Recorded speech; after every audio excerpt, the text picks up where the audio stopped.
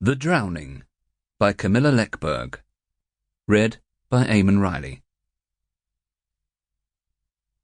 He had known that sooner or later it would come to light again. Something like that was impossible to hide. Every word had led him closer to what was unnameable and appalling, what he had been trying for so many years to repress.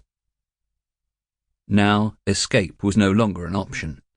He felt the morning air fill his lungs as he walked as fast as he could. His heart was pounding in his chest. He didn't want to go there, but he had to. So he had chosen to let fate decide. If someone was there, he would have to speak. If nobody was there, he would continue on his way to work as if nothing had happened. But the door opened when he knocked. He stepped inside and squinted in the dim light. The person standing in front of him was not the one he had expected to see. It was somebody else. Her long hair swung rhythmically from side to side as he followed her into the next room. He started talking, asking questions. His thoughts were whirling round and round in his head.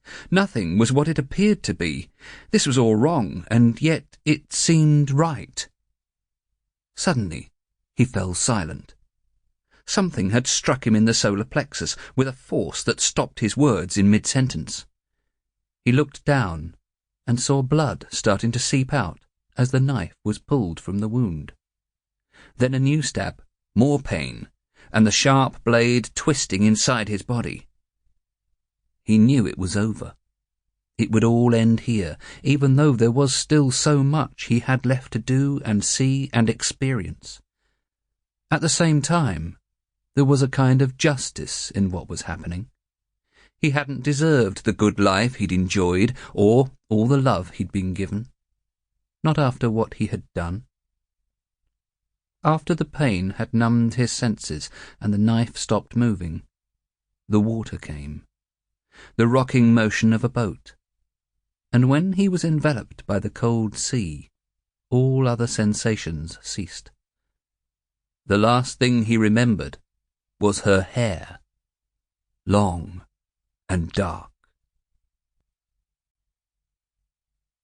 "But it's been 3 months. Why haven't you found him?" Patrik Hedström gazed at the woman in front of him. She looked more exhausted every time he saw her, and she came into the police station in Tornumshede once a week, every Wednesday. She'd been doing this ever since her husband disappeared in early November. "We're doing everything we can, Chia. You know that." She nodded without saying a word. Her hands were trembling as she held them clasped in her lap.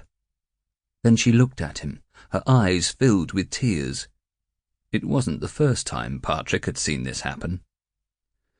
"He's not coming back, is he?" Now her voice was trembling as well as her hands, and Patrik had to resist the urge to go round his desk and give the fragile woman a comforting hug.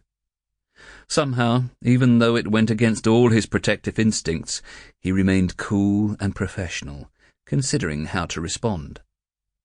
Finally, he took a deep breath and said, "No, I don't think he is." She didn't ask any more questions, but he could see that his words had only reinforced what Chia Shellner already knew. Her husband was never coming home. On the 3rd of November, Magnus had got up at 6:30, showered, dressed, waved goodbye, first to his 2 children and then to his wife, as they left for the day. Just after 8 o'clock, Magnus was seen leaving the house on the way to Tornum Windows, his place of work. After that, nobody knew where he had gone. He never showed up at the house of his colleague, who was supposed to give him a ride to the office. Somewhere between his own home in the neighbourhood near the sports pitch and his colleague's house by the Fjällbacka miniature golf course, Magnus Shellner had vanished. The police had examined every aspect of his life. They had put out an APB and spoken with more than 50 people, including co-workers, family members and friends. They had searched for debts that might have compelled him to flee and for secret Sample complete. Ready to continue?